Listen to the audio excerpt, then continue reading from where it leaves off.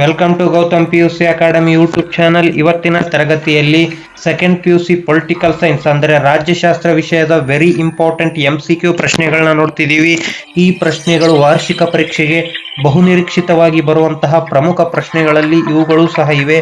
ಈ ಪ್ರಶ್ನೆಗಳಿಗೆ ಉತ್ತರವನ್ನು ಮುಂದಿನ ವಿಡಿಯೋದಲ್ಲಿ ನೋಡೋಣ. ಯಾಕಂದ್ರೆ ಉತ್ತರವನ್ನು ಹೇಳಿದ್ರೆ ನಿಮ್ಗೆ ಗೊತ್ತಿದೆಯೋ ಅಥವಾ ಇಲ್ವೋ ಎಂದು ನಿಮ್ಗೆ ಗೊತ್ತಾಗಲ್ಲ. ಆದ್ದರಿಂದ ಪ್ರತಿಯೊಂದು ಪ್ರಶ್ನೆಯ ಉತ್ತರವನ್ನು ಪಕ್ಕದಲ್ಲಿ ಬರೆದಿಟ್ಕೊಳ್ಳಿ. ಮುಂದಿನ ವಿಡಿಯೋದಲ್ಲಿ ಸಂಪೂರ್ಣವಾಗಿ ಚರ್ಚಿಸೋಣ. ಮೊದಲನೇದಾಗಿ, ಚುನಾವಣೆ ಪದದ ಮೂಲ ಪದ ಯಾವುದು? ವೆರಿ ಈಸಿ ಅಂಡ್ ಇಂಪಾರ್ಟೆಂಟ್ ಪ್ರಶ್ನೆ. ಅಂದ್ರೆ ಚುನಾವಣೆಯ ಮೂಲ ಪದ. ಒಂದಂಕಕ್ಕೂ ಕೇಳಬಹುದು, MCQ ಅಲ್ಲೂ ಸಹ ಕೇಳಬಹುದು. ನೆಕ್ಸ್ಟ್ ಸೆಕೆಂಡ್ ಒನ್, ಈ ಕೆಳಗಿನವುಗಳಲ್ಲಿ ಅಖಿಲ ಭಾರತ ಸೇವೆಗಳಿಗೆ ಸರಿಯಾದ ಉತ್ತರವನ್ನು ಬರೆಯಿರಿ.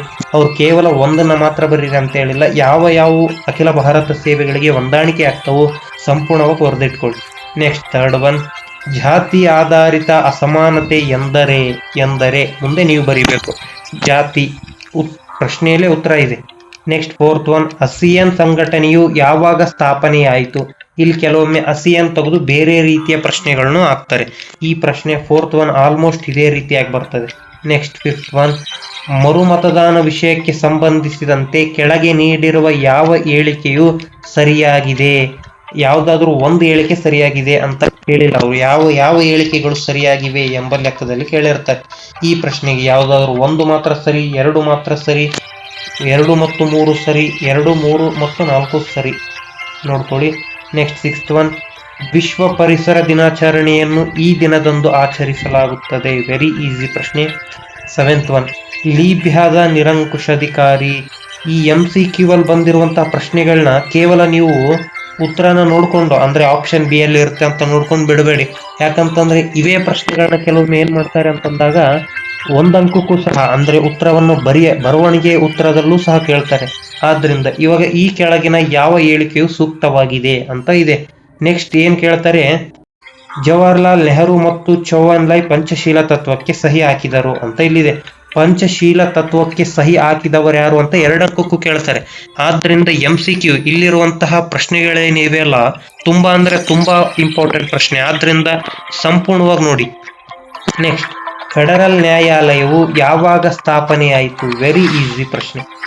ನೆಕ್ಸ್ಟ್ 10th ಒನ್, ಸಾರ್ವಜನಿಕ ಸೇವೆಯ ಒಂದು ಲಕ್ಷಣ ಬರೆಯಿರಿ. ಯಾವುದಾದ್ರೂ ಒಂದು ಲಕ್ಷಣ. ವಿಶ್ವದ ಕಾರ್ಮಿಕರೇ ಒಂದಾಗಿ ಗುಲಾಮರಾಗಿ ಸಂಕೊಲೆಯ ಹೊರತು ನೀವೇನನ್ನು ಕಳೆದುಕೊಳ್ಳುವುದಿಲ್ಲ.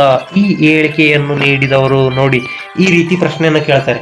ನಿಮ್ಗೆ ಯಾವುದೇ ರೀತಿ ಪುಸ್ತಕದ ಹಿಂದೆನೂ ಈ ರೀತಿ ಪ್ರಶ್ನೆ ಇಲ್ಲ, ನಡುವೆ ಈ ರೀತಿ ತೆಗಿಬೋದಂತ ಆಲೋಚನೆನೂ ಇರಲ್ಲ. ಆದ್ರೆ ಈ ರೀತಿ ಪ್ರಶ್ನೆ ಕೇಳಿದಾಗ ಯಾವ ಉತ್ತರನ ಆರಿಸ್ಬೇಕು ಅಂತ ಕನ್ಫ್ಯೂಸ್ ಆಗುತ್ತೆ. ಆದ್ರಿಂದ ಕರೆಕ್ಟ್ ಆಗಿ ನೋಡ್ಕೊಳ್ಳಿ. ನೆಕ್ಸ್ಟ್, ಲೋಕಾಯುಕ್ತರನ್ನು ನೇಮಿಸುವವರು ಯಾರು? ಆಪ್ಷನ್ A ರಾಷ್ಟ್ರಪತಿ, ಪ್ರಧಾನಮಂತ್ರಿ. ನೆಕ್ಸ್ಟ್, ರಾಜ್ಯಪಾಲರು.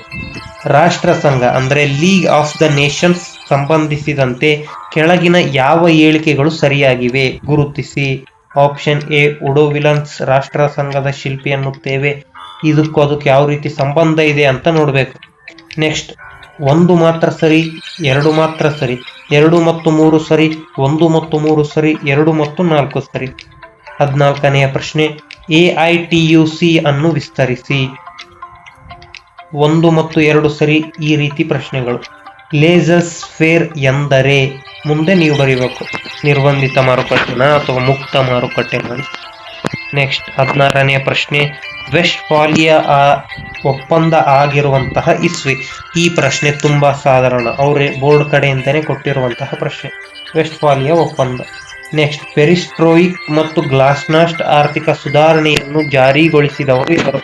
ಇದರಲ್ಲಿ ಕೇಳಿದ್ದಾರೆ 1 ಅಂಕಕ್ಕೆ. ಇದೇ ಪ್ರಶ್ನೆ ಸುಮಾರು ಸಾರಿ 2 ಅಂಕಕ್ಕೂ ಕೇಳಿದ್ದಾರೆ, ಬೇಕಿದ್ರೆ ನೋಡ್ಕೊಳ್ಳಿ. ಆಗ್ಲೇ ಅದರ ಬಗ್ಗೆ ಇಂಪಾರ್ಟೆಂಟ್ ಪ್ರಶ್ನೆಗಳಲ್ಲಿ ವಿಡಿಯೋ ಸಹ ಮಾಡಿದ್ದೀನಿ. ನೆಕ್ಸ್ಟ್ 18ನೆಯ ಪ್ರಶ್ನೆ, ಅಧಿಕಾರವನ್ನು ಕಂಪನಿಯಿಂದ ಕ್ರೌನ್ಗೆ ವರ್ಗಾಯಿಸಿರುವಂತಹ ಕಾಯ್ದೆ ಯಾವುದು? ಇದು ಮೊದಲನೇ ಅಧ್ಯಾಯದಲ್ಲಿ ಕೇಳಿರುವಂತಹ ಪ್ರಶ್ನೆ. ಭಾರತ ಚುನಾವಣೆ ಆಯೋಗದಲ್ಲಿ ಸದಸ್ಯರಿರುವಂತಹ ಸಂಖ್ಯೆ. ಇದರಲ್ಲಿ ತುಂಬಾ ವಿದ್ಯಾರ್ಥಿಗಳು ಕನ್ಫ್ಯೂಸ್ ಮಾಡ್ಕೊಳ್ತಾರೆ. ಯಾಕಂದ್ರೆ ಪುಸ್ತಕದಲ್ಲಿ 2 ರೀತಿಯ ಉತ್ತರಗಳಿವೆ, ಆದ್ರೆ ಪ್ರಸ್ತುತ ಇರೋದನ್ನ ನೀವು ಬರೀಬೇಕು. ನೆಕ್ಸ್ಟ್ 20ನೇ ಪ್ರಶ್ನೆ, ಕೇಂದ್ರ ಸೇವೆಗೆ ಒಂದು ಉದಾಹರಣೆಯನ್ನು ನೀಡಿ. 21ನೆಯ ಪ್ರಶ್ನೆ, ಭ್ರಷ್ಟಾಚಾರದ ಮೂಲ ಪದ ಯಾವುದು? ಭ್ರಷ್ಟಾಚಾರದ ಮೂಲ ಪದ. ನೆಕ್ಸ್ಟ್ 22ನೆಯ ಪ್ರಶ್ನೆ, ಸಾರ್ಕ್ ಕೇಂದ್ರ ಕಚೇರಿ ಇರುವುದು ಎಲ್ಲಿ? ನೆಕ್ಸ್ಟ್, ನ್ಯೂಯಾರ್ಕ್, ಕಂಡು, ಜಿನೆವಾ ಅಥವಾ ದೆಹಲಿ. ಭಾರತದ ಪ್ರಸ್ತುತ ಮುಖ್ಯ ಚುನಾವಣೆಯ ಆಯುಕ್ತರು ಯಾರು? ವೆರಿ ವೆರಿ ಇಂಪಾರ್ಟೆಂಟ್, ಯಾಕಂದ್ರೆ ಇದು 2027 ಅಲ್ಲೂ ಸಹ ಇದೆ ಪ್ರಶ್ನೆ ಕೇಳಬಹುದು. ಆದ್ರೆ ಆಪ್ಷನ್ ಚೇಂಜ್ ಮಾಡಬಹುದು, ಯಾಕಂದ್ರೆ ಅವಾಗ ಬೇರೆಯವರು ಇದ್ರೆ ಅಥವಾ 2028 ಅಲ್ಲಿ ಕೇಳಿದಾಗ ಉತ್ತರ ಆಪ್ಷನ್ ಬೇರೆ ಮಾಡ್ತಾರೆ. ಪ್ರಸ್ತುತ ಇರೋರನ್ನ ಒಂದ್ಸರಿ ನೋಡ್ಕೊಂಡಿರಬೇಕು. ನೆಕ್ಸ್ಟ್, ಮ್ಯೂಮರ್ ಗಡಾಫೆ ಲಿಬಿಯಾದಲ್ಲಿ 1972ರಲ್ಲಿ ಇದನ್ನು ನಿಷೇಧಿಸಿದರು. ತುಂಬಾ ಇಂಪಾರ್ಟೆಂಟ್, ಯಾಕಂದ್ರೆ ಒಂದ್ ಅಂಕಕ್ಕೆ MCQ ಅಲ್ಲಿ ಮಾತ್ರ ಅಲ್ಲ, ಒಂದ್ ಬರವಣಿಗೆ ಉತ್ತರನೂ ಸಹ ಇದೇ ಪ್ರಶ್ನೆಯನ್ನು ತುಂಬಾ ಸಾರಿ ಬಂದಿದೆ. ನೆಕ್ಸ್ಟ್ 25ನೆಯ ಪ್ರಶ್ನೆ, ಅಂತಾರಾಷ್ಟ್ರೀಯ ಎಂಬ ಪದವನ್ನು ಮೊಟ್ಟ ಮೊದಲಿಗೆ ಬಳಸಿದವರ್ಯಾರು? 26ನೆಯ ಪ್ರಶ್ನೆ, CHOGM ನ ವಿಸ್ತೃತ ರೂಪ.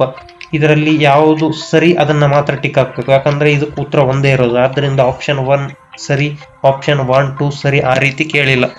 27ನೆಯ ಪ್ರಶ್ನೆ, ಗಡಿರೇಖೆ ಆಯೋಗದ ಅಧ್ಯಕ್ಷರು. ಮೊದಲನೇ ಅಧ್ಯಾಯದಲ್ಲಿ ಬರುವಂತಹ ತುಂಬಾ ಕಾಮನ್ ಪ್ರಶ್ನೆ ಅಂದ್ರೆ ಇದೆ.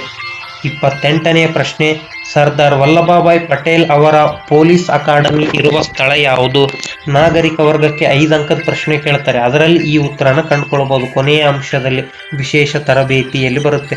ನೆಕ್ಸ್ಟ್, ಸಾಂಸ್ಕೃತಿಕ ವೈವಿಧ್ಯತೆಗಳ ನಾಡು ಎಂದು ಯಾವುದನ್ನು ಕರೆಯುತ್ತಾರೆ? ವೆರಿ ಈಸಿ, ನಿಮ್ಗೆ ಈ ಪ್ರಶ್ನೆ ತುಂಬಾ ಸುಲಭವಾಗಿ ಉತ್ತರ ಸನ್ನೆ ಮಾಡಬಹುದು.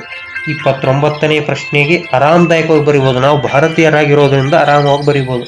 ರಾಷ್ಟ್ರದ ಪ್ರತಿಭಾವಂತ ವಿದ್ಯಾರ್ಥಿಗಳ ಸಮೂಹ ಹೆಚ್ಚಿನ ಹಣ, ಸೌಲಭ್ಯ ಮತ್ತು ಗೌರವಗಳಿಗಾಗಿ ವಿದೇಶಿಗಳಿಂದ ವಲಸೆ ಹೋಗುವುದು, ಇದನ್ನ ಏನಂತ ಕರಿತೀವಿ ಎಂಬುದು ತುಂಬಾ ಈಸಿ, ವೆರಿ ಈಸಿ ಪ್ರಶ್ನೆ. ನೋಡಿ ಉತ್ತರನ ಹಾಕ್ಬೇಕು, ಯಾಕೆ ಹೋಗ್ತಾರೆ. ನೆಕ್ಸ್ಟ್, ವೆಸ್ಟ್ಫಾಲಿಯಾ ನಡೆದಿರುವಂತಹ ಒಪ್ಪಂದ. ನೋಡಿ ಇಲ್ಲೂ ಸಹ ಬರವಣಿಗೆಯಲ್ಲಿ ಬಂದಿದೆ. ಯಾಕೆ ಬಂದಿದೆ ಅಂತಂದ್ರೆ ಈ ಪ್ರಶ್ನೆ KSEB PU ಬೋರ್ಡ್ 2 ಬಾರಿ ಬಂದಿದೆ, ಅದನ್ನ ಪ್ರಿಂಟ್ ತೆಗೆದಿದ್ದು. ನೆಕ್ಸ್ಟ್ 32 ಪ್ರಶ್ನೆ, 32ನೆಯ ಪ್ರಶ್ನೆ ಯಾವುದು ಅಂದ್ರೆ ಆಪರೇಷನ್ ಪೋಲೋ ಈ ಕೆಳಕಂಡಿರುವುದಕ್ಕೆ ಸಂಬಂಧಿಸಿದೆ? ಪಂಜಾಬ್ ವಿಭಜನೆ, ಜುನಾಗಢ್ ವಿಲೀನ, ಕಾಶ್ಮೀರ ವಿಲೀನ, ಹೈದರಾಬಾದ್ ವಿಲೀನ. ಇದು ವಿಭಜನೆಗಂತೂ ಸಂಬಂಧಪಟ್ಟಿಲ್ಲ, ನೋಡ್ಕೊಳ್ಳಿ. 33ನೇ ಪ್ರಶ್ನೆ, ಭಾರತದ ಪ್ರಥಮ ಮುಖ್ಯ ಚುನಾವಣಾ ಆಯುಕ್ತರು ಯಾರು? ಈ ಪ್ರಶ್ನೆಗೆ ಆಪ್ಷನ್ ಚೇಂಜ್ ಆಗಲ್ಲ. ಯಾಕೆ ಚೇಂಜ್ ಆಗಲ್ಲ ಅಂದ್ರೆ ಇಲ್ಲಿ ಕೇಳಿರುವಂತಹದ್ದೇನು ಪ್ರಥಮ, ಆದ್ರೆ ಕೆಲವೊಮ್ಮೆ ಚೇಂಜ್ ಆಗ್ತವೆ. ಯಾವಾಗ ಅಂದ್ರೆ ಪ್ರಸ್ತುತ, ಅಲ್ಲೇನಾದ್ರೂ ಪ್ರಸ್ತುತ ಚುನಾವಣೆ ಆಯುಕ್ತರಂದ್ರೆ ಆಪ್ಷನ್ ಚೇಂಜ್ ಆಗ್ತವೆ. ಇಲ್ಲಿರೋದು ಪ್ರಥಮ, ಆದ್ದರಿಂದ ಚೇಂಜ್ ಆಗಲ್ಲ. 34ನೆಯ ಪ್ರಶ್ನೆ, ಅಕ್ಷರ ಕ್ರಾಂತಿ ಪರಿಕಲ್ಪನೆಯನ್ನು ಪ್ರತಿಪಾದಿಸಿದವರು ಯಾರು? Very very easy. ನೆಕ್ಸ್ಟ್ 35ನೇ ಪ್ರಶ್ನೆ, ಸಿರಿಯಾ ಈ ದೇಶದಿಂದ ಸ್ವಾತಂತ್ರ್ಯ ಪಡೆಯಿತು. ನೆಕ್ಸ್ಟ್ 36ನೆಯ ಪ್ರಶ್ನೆ, ವಿಶ್ವಸಂಸ್ಥೆಯಲ್ಲಿ ವಿಟೋ ಅಧಿಕಾರ ಚಲಾಯಿಸುವ ದೇಶ ಯಾವುದು? ಭಾರತ, ಪಾಕಿಸ್ತಾನ್, ಅಮೆರಿಕ. 3ರಲ್ಲಿ ಒಂದಿದೆ, ಅಥವಾ 20 ದೇಶಗಳು ಸೇರಿ ವಿಟೋ ಅಧಿಕಾರವನ್ನು ಚಲಾಯಿಸ್ತವೆ ಅಂತ ಉತ್ತರ ನೋಡ್ಕೊಳ್ಳಿ. 37 ಮತ್ತು 38ನೇ ಪ್ರಶ್ನೆ ಮಾತ್ರ very very important, PU board ಇಂದ ಬಿಟ್ಟಿರೋದು. ಈ ಕೆಳಗಿನ ಹೇಳಿಕೆಯನ್ನು ಪರಿಗಣಿಸಿ, ಇಲ್ಲಿರುವಂತಹ ಮಹಿಳೆ ಶಿಕ್ಷಣ ಪ್ರಾರಂಭಿಸಿದ ಪ್ರಥಮ ಶಿಕ್ಷಣಕಿ ಯಾರು? ಈ ಪ್ರಶ್ನೆಗೆ ಆರಾಮದಾಯಕವಾಗಿ ಬರೀಬಹುದು. ಇವ್ರು ಯಾರು? ಸಾಲುಮರದ ತಿಮ್ಮಕ್ಕನ, ಅಥವಾ ಸಾವಿತ್ರಿ ಬಾಪುಲೆನ, ಇಂದಿರಾ ಗಾಂಧಿನ, ಅಥವಾ ಪ್ರತಿಭಾ ಪಾಟೇಲ? ಉತ್ತರನ ನೋಡ್ಕೊಳ್ಳಿ. ನೆಕ್ಸ್ಟ್ 38ನೆಯ ಪ್ರಶ್ನೆ, ಈ ಕೆಳಗಿನ ಚಿತ್ರವನ್ನು ಪರಿಗಣಿಸಿ ಅದರ ಸದಸ್ಯರಿಗೆ ಸಂಬಂಧಿಸಿರುವಂತಹ ಉತ್ತರವನ್ನು ಗುರುತಿಸಿ. ಏಕ ಸದಸ್ಯ, ದ್ವಿಸದಸ್ಯ, ತ್ರಿಸದಸ್ಯ, ಅಥವಾ 5 ಸದಸ್ಯ? ಈ ಎಲ್ಲಾ ಪ್ರಶ್ನೆಗಳಿಗೂ ಉತ್ತರವನ್ನು ಮುಂದಿನ ವಿಡಿಯೋದಲ್ಲಿ ನೋಡೋಣ. ಅಲ್ಲಿವರೆಗೂ ನಿಮ್ಗೆ ಯಾವ ಉತ್ತರಗಳು ಗೊತ್ತಿವೆ ಅಂತ ಸಂಪೂರ್ಣವಾಗಿ ಬರೆದಿಟ್ಕೊಳ್ಳಿ. ಅಲ್ಲಿವರೆಗೂ ಟೇಕ್ ಕೇರ್, ಬೈ ಬಾಯ್.